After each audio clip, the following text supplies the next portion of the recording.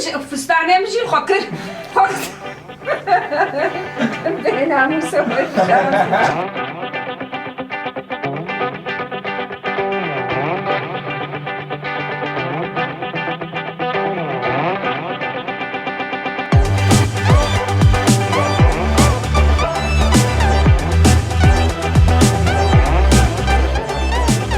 شوقيا كابة جميل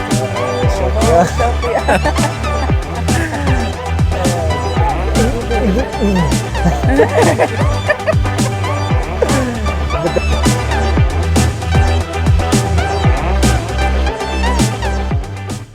دم باش تماشاوانên hêjan niha li navçeya Batmanê li Kercewsêne niha li cem min lîstikvan bahoz heye em ê çend pirsa jê bikin û jiyana wî hîn bibin. Wekî hûn dibînin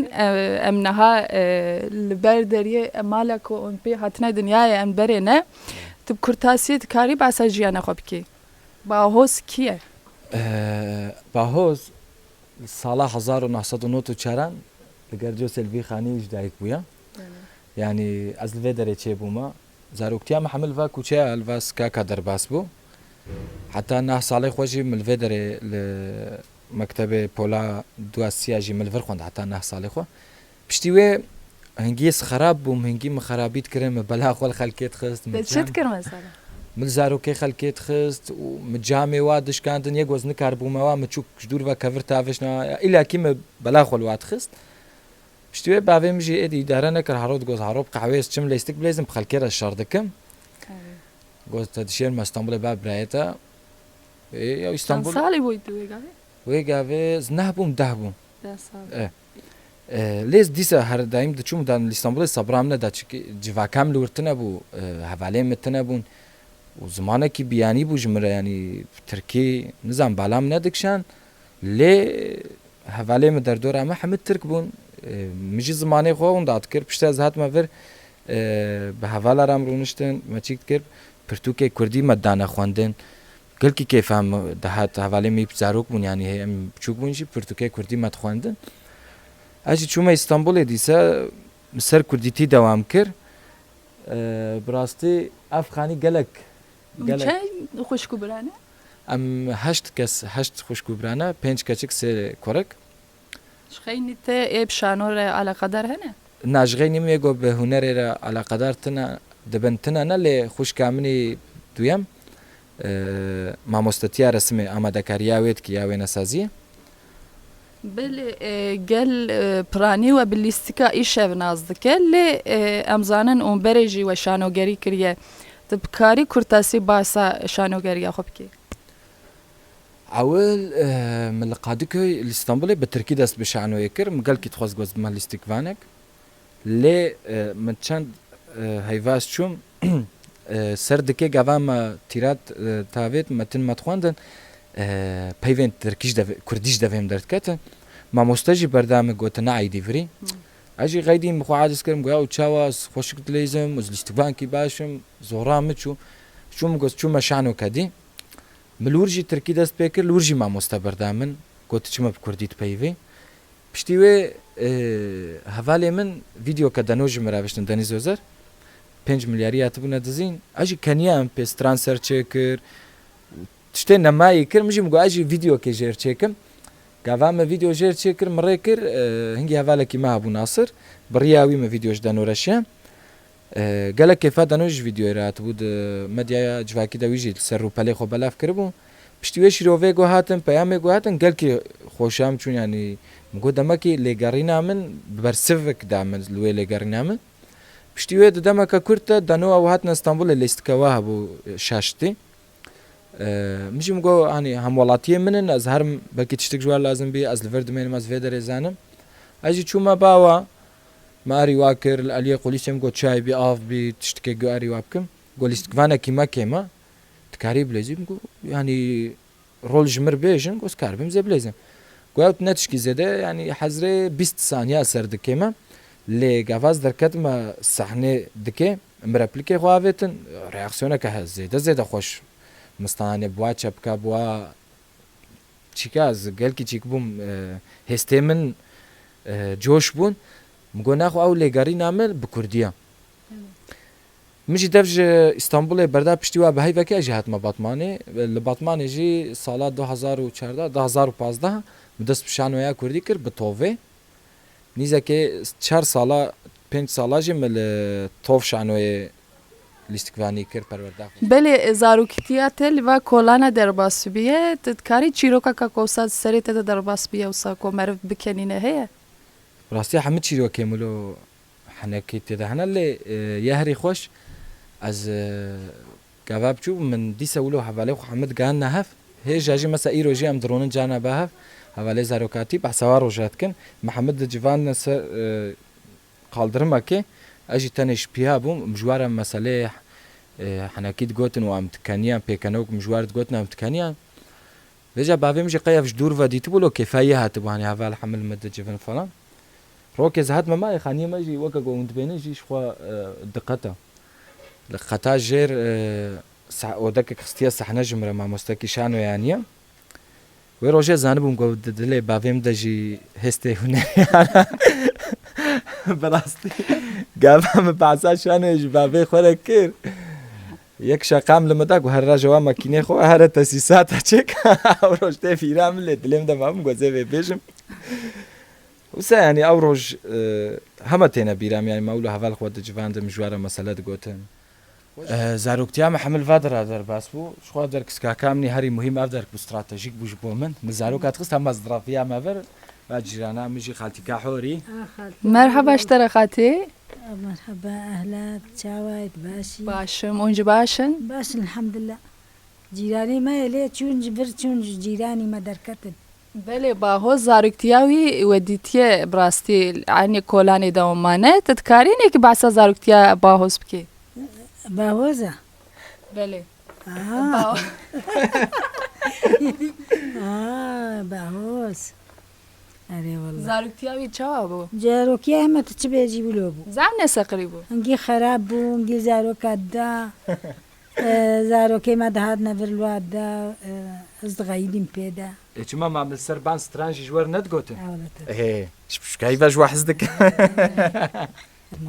چند سال توینه دیتیه والله هاي وقتی گو چویه به محلاویالی موینه دیا ویگا فیلما رایزا فیلما ده درته دیزیا ده درته تلی گوداریت کی نه ولا گویدانک بکرمانجی درایزا فیلما ده دیزیا ده دلیزه بکردی والله ناخد نلقور اخوة نلقور اخوة بخاطري خالتي كحوري هيا ملكة داخوازي كتا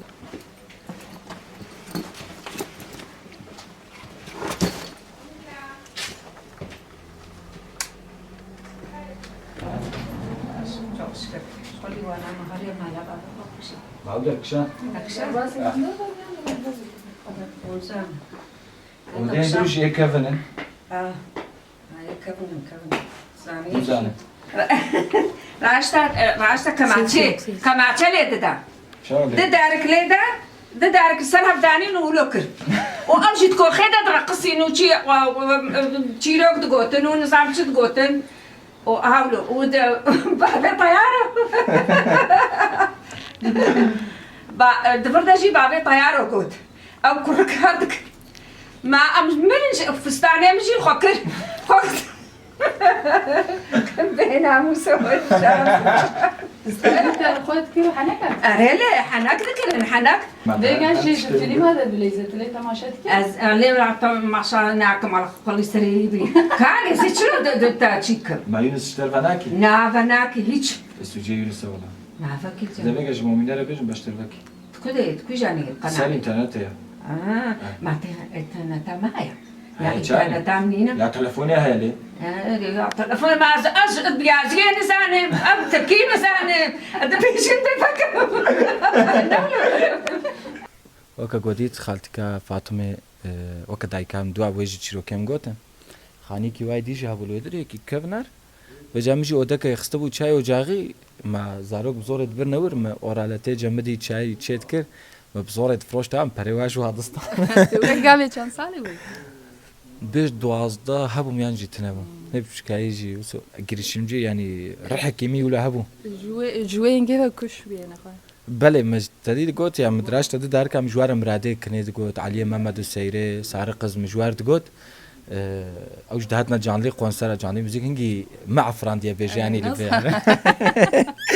سازا خوش بود یا زاروکتیام گره که خوش بود بعد را زبریا وارو جات کم جبروی من بالا خو بار کرد ایدیز دگرجو سجیان دکم جبرکو قلبالغا باجیر ادینال گورمنا نکارم نبوا بینایا حياتها منين الودرس خلور نابنا أبدك جميل خوشترن بشتي ريزا فيلما إيشة هون هناك دناب قال ده بونه فنومن أم دزانن هون بريجي شانويرة لقدارن بله جبوكو تماشوان وباش ناس بكن هون كارن بعساقو بكن شانو قريا وكينج دس بيكر شوا دس بيكر بكرتاسي تكاري بعس بكي يا براستي من صالات ده 2014 وكا قم كتبو ما بتركي دس شانو يكر لێگەڕینە کەم هەبوو لێ ئەو لێگەڕینە من نە زمانێکی بیانی بوو بەترکی بوو شانوایە کوردی دەم بەرسڤاوێ دیت پشتی ئیشەف بەلێ ئەم زێدەتر هاتمە ناسکردن زێدەتر گەلمە ناسکرد زێدەتر ژمە حەز کرد بەری وێژمە شانۆت کرد نێزی 5 ساڵە من وەک مگۆ لە تۆف شانۆیە لیستیکوانیت کرد ینی هەفتیەدا ئەم دلێستکا دلێستن لێستکەی خۆ مە بخۆ دنیڤیساندن ئەم بخوا قورگیاوی مد کرد دقورای ما بخود کرد هر چیزی ما بخود کردم خود لیستن یعنی وارگرم ند لیستن پشتی و تدی نخوشینا شوبا کرونا ویروس درکت شان وهات نگرتن هر تشت هات گرتن امجی ما نولو امیت شب کن امیت شواب کن کرونا بچکیلو سفک بو مکان و بون شانو و بون قفه و بون ماجي جاي خو فكر نيسك بيرفورمانس بنافي نيسك بيرفورمانس ازو حوالي خو دنوا ما قومي شانو كديل بطماني فكنا ام بس سر بخو نگري داي تو دافري ما اماده كاريا ايش فكر نيزي دو هيفا ما سيناريو نيفيسان ما بروفايو ستاندن لي بيشترا ديسا شوبا كورونا فيروس زياده بو جبري مجبور ما بطال كر ديسام دماده هنگي معز ما قد فين تشتكي بكن يعني وسات شنا بشعنو قرتي ام نكارن تشتكي بكن ام قالك عاجز تبن ماجي ما قومي وكا هر حفتي سكيتشكي بكشنن بخن يوتيوب اول ما يشف بشاي كم كشان ما بار فكر قال زيده جي حسكر هر کس کی تشکی خوش ناوی درخست هر کس کی پرچه کش خودیت یان جمال باتا خوش خودی خوش ناسکرنه خودی لسروي ما قلنا خو في برسفا خوديت اللي قافام كت نجي ما تو حساب نكر وها قاس كاس تماشبكي وقف قاس كاس تماشبكي يعني جوي وسابي ما اوتوماتيك حسابي نكر ما قو عم تشتكي بكن بدن قال لي خو جي حس بكن امي بر دوام بكن حتى حس كرن ماجي ما قو سكيجا ميد دو برا خيالات بي ايش ما تشتر ما دست بويكر ما اوجي بارفك اوجي هات حسكرن اللي بقاس يشف نات حسكرن تماشا فاني ما بيام جمردش ياندم بلا خل ما تخصن دقو ام تخوازن شوقيها بي ام تخوازن عدنانها بي ام تخوازن باقيا بي خالتيا سوسي ام فات خوازن جبر وي اواي امجي بهذا رونشتن تتجربه ما يرزا فيلم جي تنبو سيناريستي جي تنبو ما قوم تشكي بكن دفي مع فيوي صديق صاد بدن تشتيش دستي ما هات دوا كيما سياده دوا بدرفيتيادا تانگاسی هبون هونجی دزانن لسر زمانی کردی لهر دوری آستانگیانه پیگوتهین گو نتن سر هنری هیا سر لهر دوری تنکاری راحت باخ فی ایرو بله بچکی دیم لبر خود دادم بچکی دیم مدیای جواکی دا بکردی نویسنن کردی دا آخفن دمالبات خدا یعنی ما افهم کر گو ایرو زمانی تا تنبی تجی تنیا بله شخوازه زمان هبونا زیوارم سروی مجاری ريزا فيلم ايش بروجي كيبو وتشوا دس بيكر تكاري بعسايبتي ريزا فيلم ايش قالك بوير هاتنا السريمه مثلا دنو بو راستي اتبو سريوي ماجي ما قوم مي بخن شانو مي بخن تكست مي بخن سيناريو قاعد اول ما دس بيكر ما نيفيسان ما تشتنكرن ام هني بيش وتشون دنو دفج مقريه شو اسطنبولي جوزيل ورجي انا خبر دوام بكم ماجي ما قو تمام ما راكر پشتی چند هیوا دیسا وگریا گو ویجاز بطمانی ما و همه بکشینن و بحثاتش ناج مرکر و دیسا از هاتم خاپاندن دیسا من قبول کرد دیسا پرسکریه کن درکت چون یعنی اف پروژه که 3 ساله 3 ساله هم سر وی شوید خبتن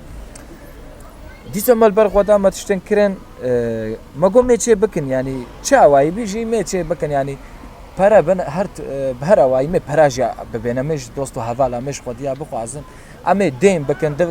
yani gu hewciye biki em karin telefonê xwe jî bifroşin qet ne pirsgirêk em ê çê bikin dîsa dev jin berda çû piştî sê çar heyval me gera gwestê me Batmanê me got xêr e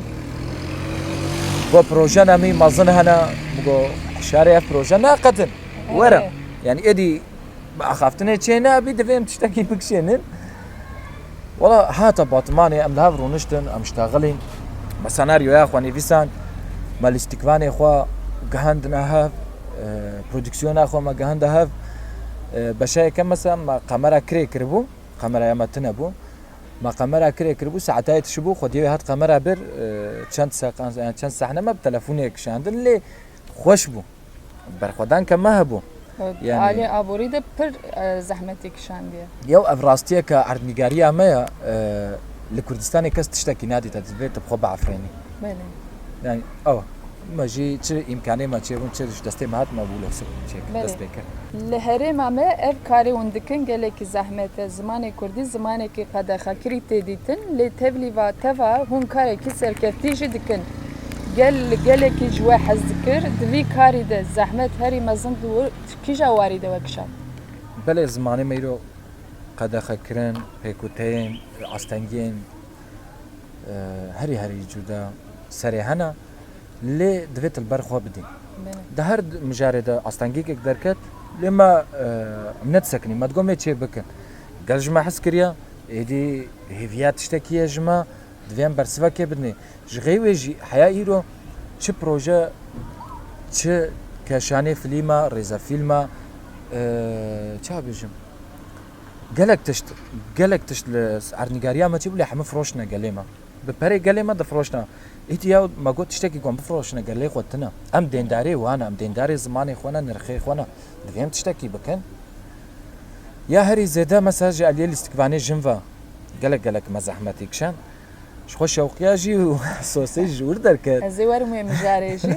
يعني جاليه ابوريه فاجي وجاليه كاركتر جناجي ما قالك بسكريكشن از في برسي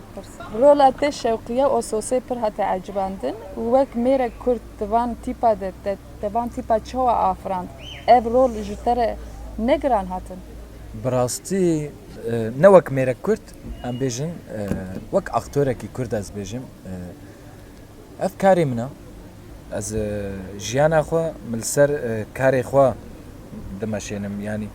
مركزا جياني من كاري منا اول دفي كاري من هبي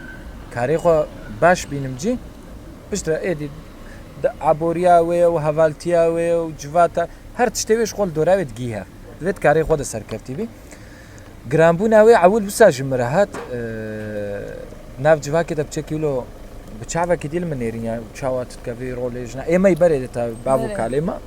چکی بلا خول مخستن له دیسه جی من بر خدا چکی از اکتور کی يعني از شعنو گرم افکاری من دویز وی بکم مجن ندیتن مل چند حوالی خو گرا حوالی اندن حوالی خو گریان کسی قبول ند که یکی دو دیا منه یکی دو باوی منه یکی دو مال باتا من خوشویستی من یا وحیرا گو که بار بکه وی سرستوی ما ام مجبورن چیش دستی موری مبکن میشم قاعد از شوقیه بکم لی بشرطه کی گو چام گو حلایی رو رها خوشی نکریه و شوقیه جی رولکی گو رهاوی هبی چه کی دی می ابسورد بکن ما جربان قال کی خوش چه بو حوالا جی قال کی عجبان ما قبول کرد پیشتر گویا رول کاراکتر کی دی لازمه یا چاوا کاراکتر گرک دیا شریف ابی روله می دی گوز دلیزن دیا شریف ام شخورت فکرن هر کس له حدود میزی ام رهبر تلفونات نیرن هجمارات نیرن یا یکی گویدن کی درخی جنک الدورا ما تنا مزاح مکال من ميزه مقوم ميز بس يا اما ما يكر تمام بزوري مع الباطي قبول كير زيده يا دوا زيده اختي جو حمك اولو ب نيرينك بيتشاري لما نيرين نقول حدا اوجي قبول ما ئەوژی قبول کرد مگۆ زێ وێژی بلەیزم بله ما پرۆڤایە وێژی کردن ئەوژی ڕۆنیشتە جێخوا وێجا گاواز دەرکەتمە کوچیان سکاکان یانجی چوومە قاوەکێ بەغم هەبالم دیت شەوقیا کا بەجەمێتە شەوقیا شوقيا گەلێکی تشتێکی خۆش بوو ji ber çi ji ber gozarokên biçûk